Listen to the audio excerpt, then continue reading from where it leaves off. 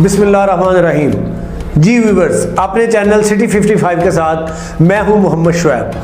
आज हम बात करेंगे वज़ीर आज़म के अवाम मार सॉरी अवाम दोस्त तरीखी हिस्टोरिकल 120 अरब के पैकेज के बारे में, जिसमें उन्होंने घी, दाल और एक और आइटम के ऊपर अवाम को 30% रिलीफ देने का फैसला किया। अब हम पहले तो बात करेंगे अवाम को ये वाला रिलीफ पहुंचेगा तो पहुंचेगा कैसे।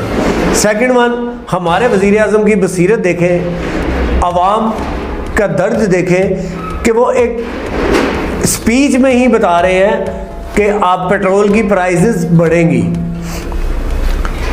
दूसरी एशिया की प्राइसेस बढ़ेंगी, गैस की इस सर्दियों में किल्लत का सामना करना पड़ेगा। ये बसीरत है हमारे वज़ीर आज़म की।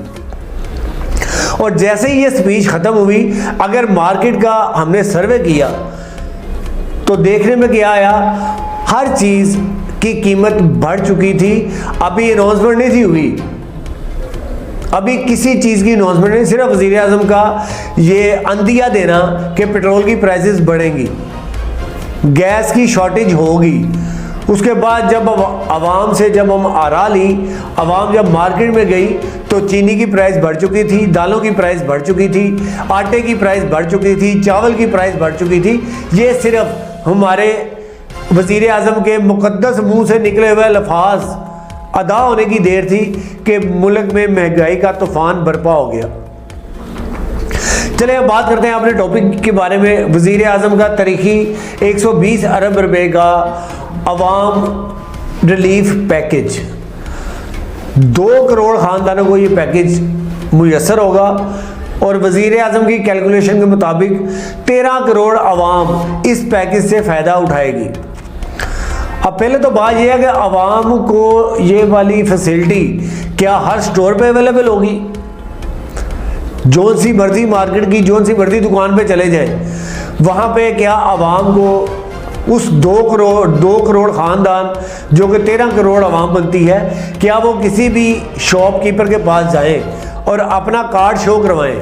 अब बात यह है कि ये वो 2 करोड़ ख़ानदान है जो कि एहसास प्रोग्राम से कफालत याफ्ता हैं या जो एहसास प्रोग्राम का बेनिफिट ले रहे हैं। अभी ये प्रोग्राम शुरू नहीं हुआ, अभी ये पेंडिंग में है। अब उम्मीद है ये कल या परसों से इसके समरात आपके सामने आना शुरू हो जाएंगे। वो भी हम मार्केट का सर्वे करके देख लेंगे कि कितने % अवाम इस पैकेज से रिलीफ हासिल कर रही है। अब अवाम को रिलीफ नहीं दी जा रही, ये अवाम को एक और अजियत में मुब्तला किया जा रहा है। अब जिस स्टोर के ऊपर ये अवाम को रिलीफ दिया जाएगा, क्या उधर हर बंदे के लिए ये जो घी है, दालें हैं, ये इजीली एक्सेसिबल होंगी? नहीं। जोग दर जोग, लंबी से लंबी कतारें आपको देखने में मिलेंगी।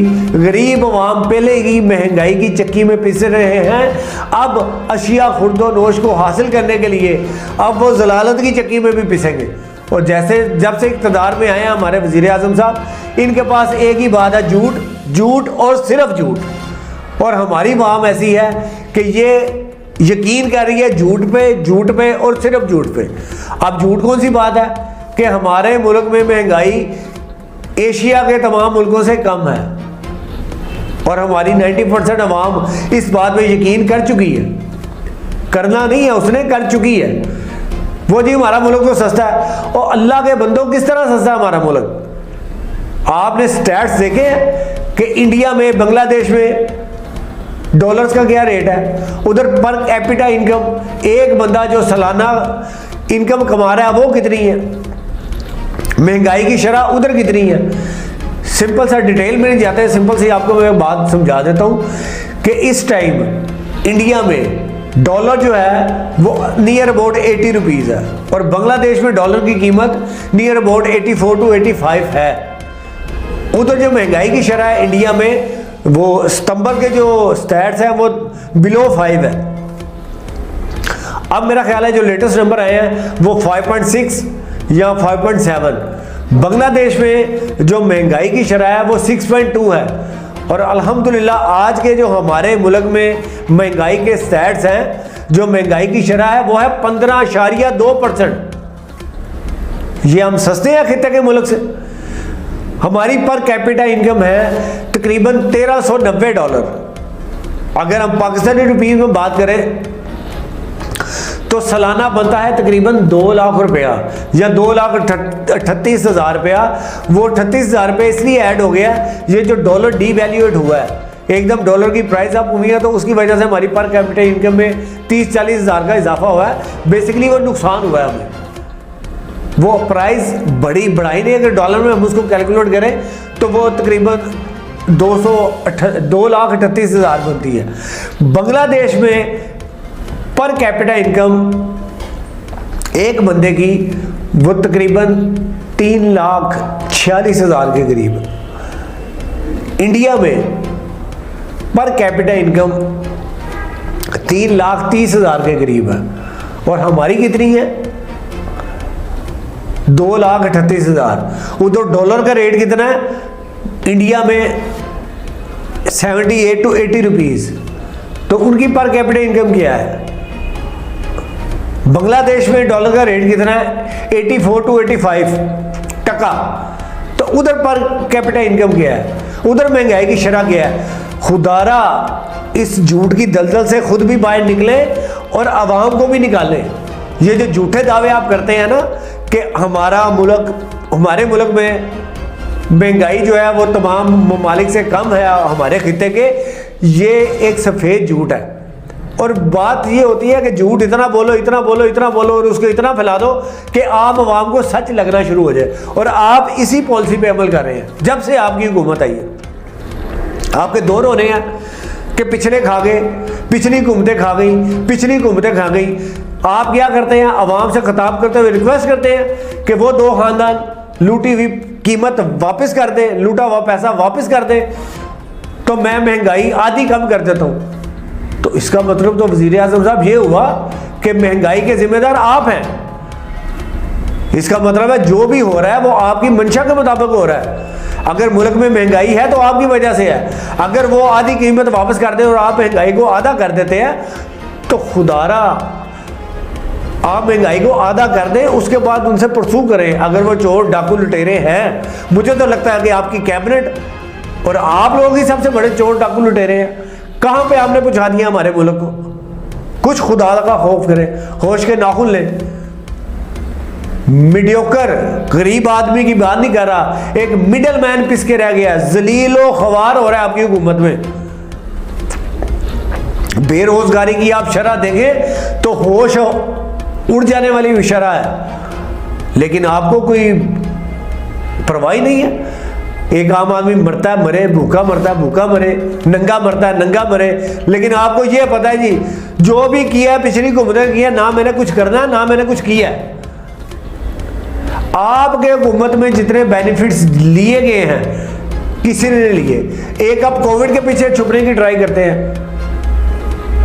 क्या दूसरे ममालिक की तरह आपको कोविड का सामना करना पड़ा? नहीं, ये सिर्फ मेरे अल्लाह का करम रहा हमारे खित्ते के ऊपर कि हमें इस मूजी वबा से अल्लाह ने महफूज रखा। इसमें आपकी कोई पॉलिसीज ऐसी नहीं है। मैं नहीं मानता आपकी कोई ऐसी आपने इम्प्लीमेंटेशन की हो कोविड को कवर करने के लिए। आपके लॉकडाउन के दिनों में भी देखे, तब भी महफिलें सजती थी, तब भी इज्तिमात होते थे, तब भी गैदरिंग होती थी। ये क्या मसला है? ये सिर्फ मेरे अल्लाह का काम था कि मेरे अल्लाह ने हमारे मुल्क को, हमारे प्यारे मुल्क को इस वबा से, इस होलनाक वबा से हमें महफूज रखा। अदरवाइज आप उसका भी क्रेडिट आप ले रहे हैं, रब के काम का क्रेडिट आप ले रहे हैं।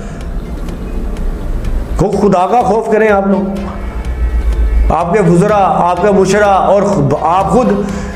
और ये क्या आर्गूमेंट है जी, तमाम मेरे जो सहाफ़ी भाई हैं, जो मेरे एंकर्स भाई हैं जी, वो कबीना जो वज़ीर मशीर वो गलत है, वज़ीर आज़म ईमानदार है।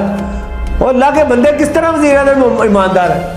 ये कैसे हो सकता है कि लीडर ईमानदार हो और नीचे बेईमान लोग हों?